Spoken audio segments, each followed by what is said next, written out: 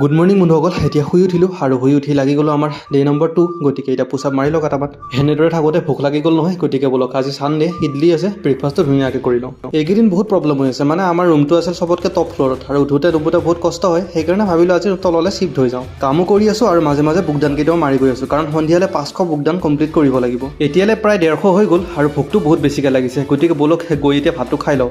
আজি ছানডে, গতিকে চিকেন আছে, দালি আছে আৰু ছাইডতে যে দেখিছিল আলুগুটিৰ দৰে, সেইকেইটা আলুগুটি নহয়, এবিধ ফলহে। ইয়াত আকৌ চিকু বুলিহে কয়। প্ৰায় 250 পুচাপ কমপ্লিট হোৱাৰ পাছত কেতিয়া টোপনি আহি গ'ল গমেই নাপালোঁ আৰু এতিয়া শুই উঠিলোঁ। এতিয়া বলক আকৌ আমাৰ বাকী থকাখিনি কমপ্লিট কৰোঁ। ৰুমৰ ভিতৰতে পুচাপ মাৰি মাৰি বৰ হৈ গৈছোঁ, সেইকাৰণে আহিলোঁ এবাৰ চাদৰ ওপৰলৈ। এইকেইদিন নতুনকৈ মাৰিছোঁ যে বহু দিনৰ পাছত হাতকেইখন ইমান বিষাইছে, প্ৰপাৰ মাৰিবই পৰা নাই, গোটেই তললৈ যাব পৰা নাই।